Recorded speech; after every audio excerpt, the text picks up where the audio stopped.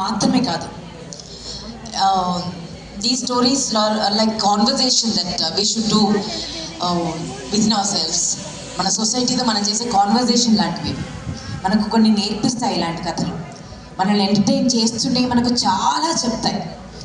And ఒక కాప్గా నేను ఇందులో ఇన్వెస్టిగేషన్ చేస్తాను. అసలు స్వాతికి ఏమైంది, స్వాతికి ఇంత దాకా ఎందుకు వచ్చింది, అసలు ఏం జరిగింది, ఇవన్నీ ఇన్వెస్టిగేట్ చేస్తూ ఉంటే you know one thought stayed with me. ఆ రోల్ ప్లే చేస్తున్నంతసేపు అండ్ ఆ చేసిన తర్వాత చూస్తున్నంతసేపు కూడా ఒక్క థాట్ నన్ను హాంట్ చేస్తూనే ఉంది.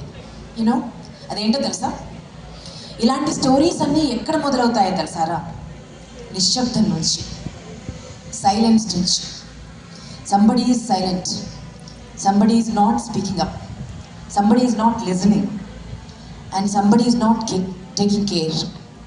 కొందరు వినట్లేదు, కొందరు మాట్లాడట్లేదు, కొందరు జాగ్రత్త పడట్లేదు, కొందరు అర్థం చేసుకోవట్లేదు. నిశ్శబ్దం నుంచి మొదలవుతాయి. ఎప్పుడైతే ఆ నిశ్శబ్దాన్ని మనం బ్రేక్ చేస్తామో ఇలాంటి కథలు ఉండవు అసలు. సో మీ అందరిలో ఒక స్వాతి ఉంటుంది, అది గుర్తుపెట్టుకోండి. మనందరిలో, ప్రతి అమ్మాయిలోనూ ఒక స్వాతి ఉంటుంది. ఆ స్వాతి ఎవరో మన నిశ్శబ్దం. మన చుట్టూ జరిగేవన్నిటికీ మనం సైలెంట్గా ఉంటే డెఫినెట్గా మనం స్వాతి అయిపోతాం. సో ఒక్క అమ్మాయి కథ కూడా స్వాతి కథ కాకూడదు ఇక్కడ. So speak up for your self and speak up for others also. Okay, చాలా బ్యూటిఫుల్ సిరీస్ రా.